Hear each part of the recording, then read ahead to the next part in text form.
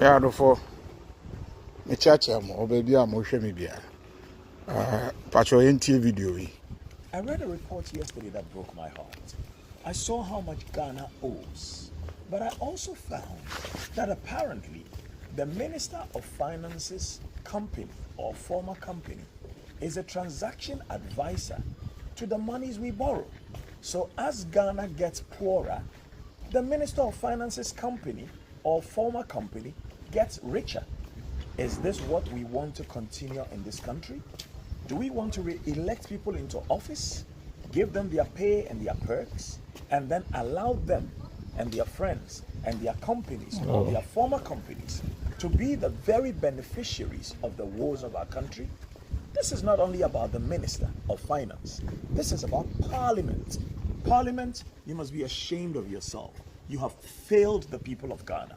Because I don't think from the time of Nkrumah to date, whoever is the Minister of Finance should be benefiting every time our country goes to borrow money. Is that what happened under everybody in this country? What precedent are we setting? Yesterday when I read the report, I was so broken. And I was like, do people know this? So I called 4 different people.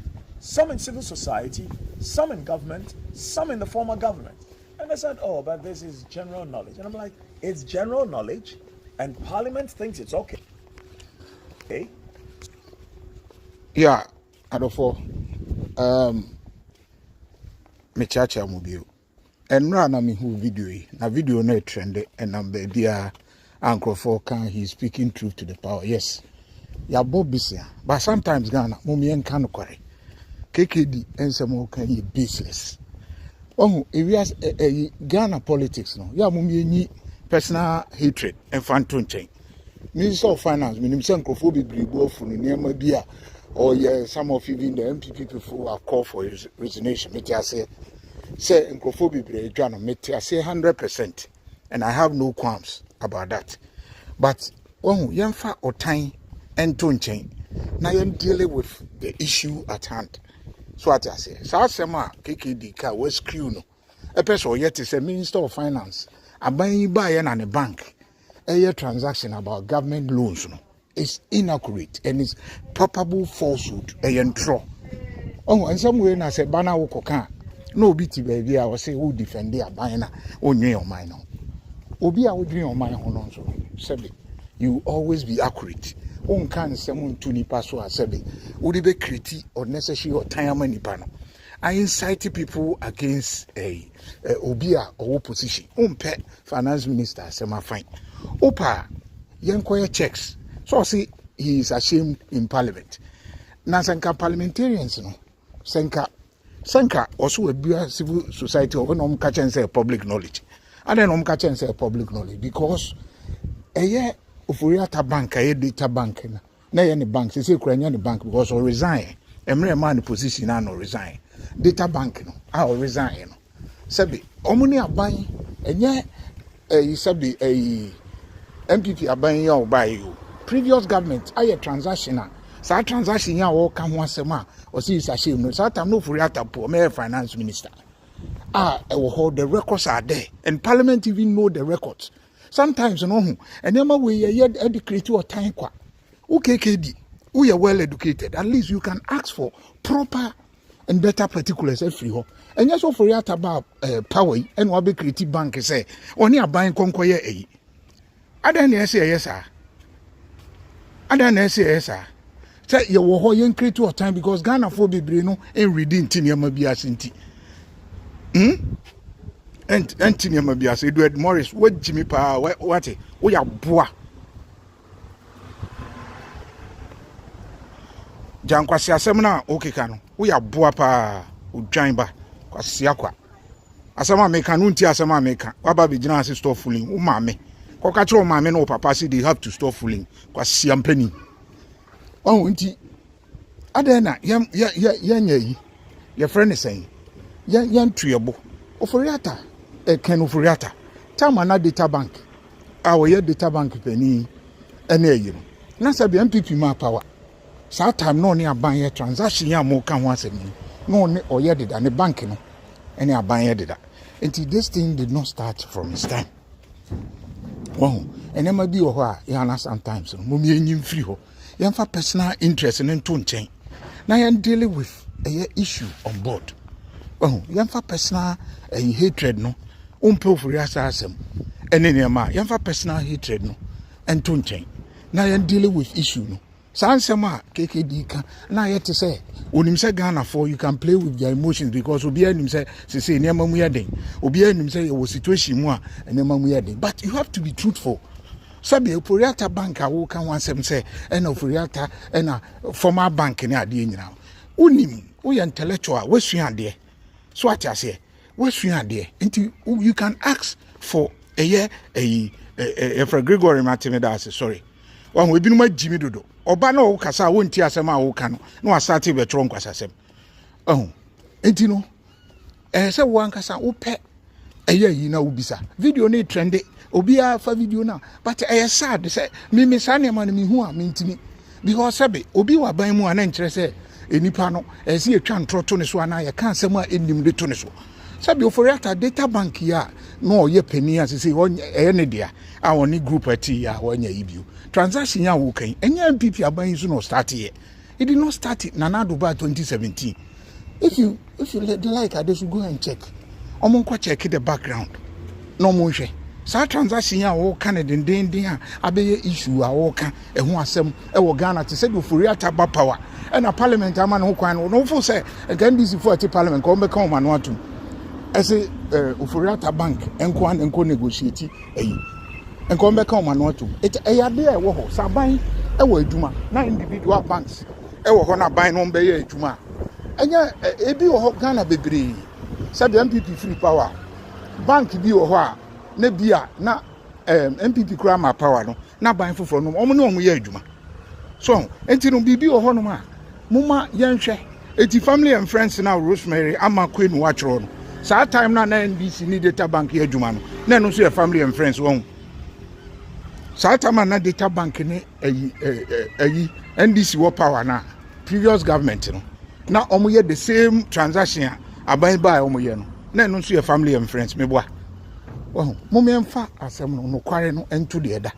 ni enya sa na ema ne personal hatred no se onipa no waya ade no na enya momenka na emom yemfa no en single out onipa ba ko se transaction na ye ni data bank ni yempe aso man ni nyina yemra together ni yentwam that is how it is ni yenka say free na ekro no aban bi obeba power no ni data bank and individual bank bi investment bank bi a emane nkogya na nimu nya transaction ni etwam na no de sabi obi din ma mefrem but enya de a sabi ya ye deda a onipa na ba power no ene ye seda beka ni ababe ye ne sede onipa ne ba power no abeti bibi se chese Ghana koje besi a ono be benefit enti no ya te ade no de ama but ade ne so nya sa na tie that is the point I'm settling here so I say sa hono na make clear e ho na KKD no me feel say e baseless na your no any point I say oni finance minister no issue enti no mamenye bibi say onim say Ghana for there you can build on their emotions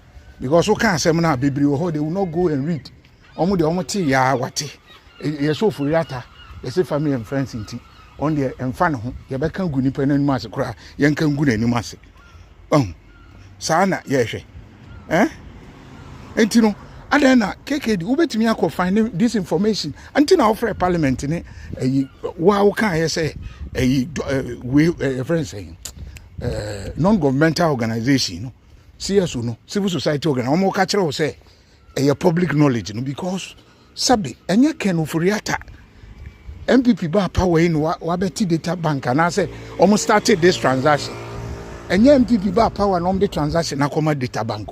It's something that they have been doing and the government in so continue nti na ma first kasem ho saban ba na okoye borrowing na say ye won krofo a ebo aban emom ye borrowing no ne ade a sabi aban dia ni ho obekọ ba bi foforo a won krofo a eye ma ne bega so I said no government will go somewhere else a wonim krofo am ye reliable aban ba e ni nyuma bebre a obeye a sabi eye yi no ebinum wo ho a omo akọ way back omoni aban previous government aye adwuma normal utu kwan ba abrochiri ha your company omo na eba akwan ni from bam aban bia ye beto aba fi se me ba Holland the assistant government bibiri but bam for no infra omo ana da bia kwan e fa kwan e wo kuruma obi a ote Holland obekiro bam infra nti no e ye nkrofo aban no omo ye adwuma eti ekoba se bia infra ni bi anase opani bi o infra mu a waba aban mu a na no kire se ohu eti no adan na yentimi nya na KKD was screw asem no aye ne te se de MPP aban na akofo Ofori Attah how can we eno na wokoka na bi to no mu because Ghanaians are emotional and as say ho kire wo ho say yes enti yes obi bokro no ye gu papa na nimu asekeke sabi Ofori Attah bebre ne nya adwen yes ye fine meti ase do obi abeka no but sabi de eni ho de a obi learned person like KKD who KKD won't send by her ye kan say bi wo ho ye kan to so eno no bufu ye betena ho say media no na ye look at what you are doing to Ken Ofori Attah wonim upefe o kasa no o say a formal bank say a formal bank dia na no what is your problem ada na unko bisa say bank na MPP ba ye no mo koye transaction na say e dia na wo kodeda and so records of parliament now wo can they have the records say transaction here wo kan ho asem it did not start from MPP time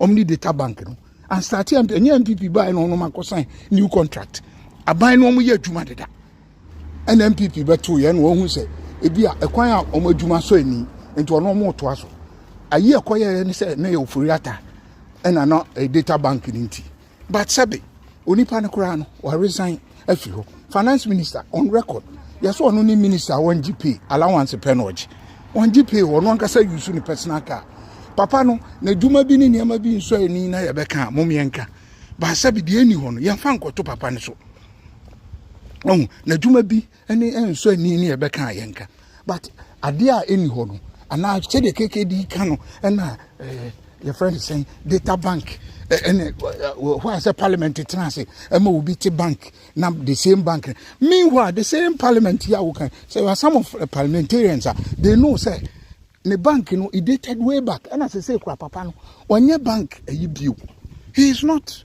a bank no or resign records in such how can't we deal with the issue na KKD why should that babetna anya fe enti me bibi say me hu a me timi come anuntum you can come and insult me so at here but if you say yen Ghana for no yen semte ba yen tena se en hwe nsem no nka eye Ofori Attah nti yen Ofori Attah wo issue nti yen pe Ofori Attah sem enti KKD aka ye boy nsem man me confirm tena ho sa no I will not say that because any person say ya KKD o need our rape nsem ye ba ye o say nkrofo say o na asem no ma twist no KKD the same thing wo say a twist no adan na wo kwotena ho na eka ye di Ofori Attah create by na why should parliament sit down for someone to create a bank and sebe wo ye learned person asem a wo kan wonim no kware wo asem nim wonim no kware wo frɛ parliamentarian wo video ya wo kasa KKD wo kasa no wo say wo frɛ parliament mo say e public knowledge but unim no kware ba wa sheda ba betena ho no yin say Ghanaians don't read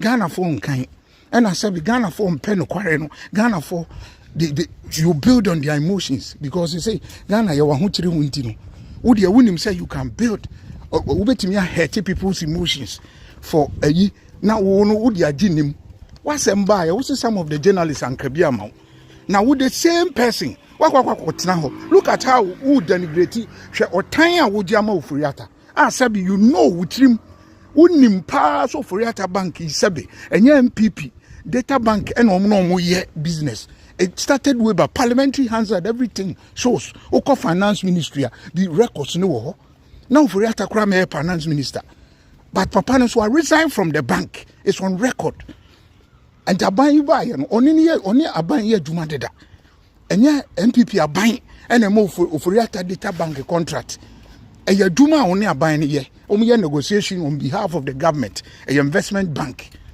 awo ye nyo no nko enye omo bank ne nko ampo wa single loud data bank ade ne so kra transactions omo ye no enye data bank nko na ye about 3 banks e wo Ghana ene ye was wa single loud data bank nko a o pese Ofori Attah sebe wo de otan ne niema aye yinti we can't continue like this in the country Who the same KKD, sorry, I was Ghana, you pulling Crawford down. But the same thing now, the same thing now, KKD, see you pulling your man Crawford. And so the same thing, what now, would your time inciting people against the man. Meanwhile, so somehow can win him say, and yes, sanity. Say, you're the Ken Ofori Attah, but that is not how the secret identity. Who the same person, I will say, and I will call report dinner then. How can we develop a country in such a manner? The same person who was saying, who say, and oh my no, you're pulling Crawford, and yet the same pull him down away. And yet the same thing I will send Crawford. Go and see the comment. Short time, so papa in Namabontino be the biboni team. A kumna, a ya won why. As some who can to say, Ofori Attah more thing. In a sense, say, on one creative bank because your boka will yam fast. How can you be so wicked, KKD? How can you be so wicked and do this to your fellow human being? With the same person who called Akwalaya was here, were repuni. And somehow better now can say Ghana for journalists Nibia Unimo, Mubuafuum, if you say Omunimo, but Oman Kasim Nibiama. Look at what you are doing to your fellow man as someone who can fool himself. Sabi, Papa no, and yet in the bank, and yes, MPP buy any equity bank. I say, we am found now as someone who can offer Papa any paboni into equity banker. Sabi, Ghana bed the Kakra and fan who to Kuboroska, said in the bank Benyeska. How can you be so wicked? How can you, would you pano air to Tankruum? People should hate the man. But that is not the case. The transaction has been there since MPP even came to power. Data bank buyer in existence. Go and check the records. I buy new data bank no my. Sometimes MPP create any power. Nana nado ninia your friends and cry. Emma power. I don't know yes sir. Aden yakoka mo se meyenka. Obi a open kware go and check. Udopa ko Google say data bank.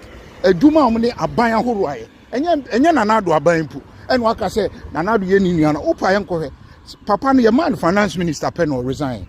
A record, it is there. Or resign from the way from data bank. How can you do this? Me from Seattle for.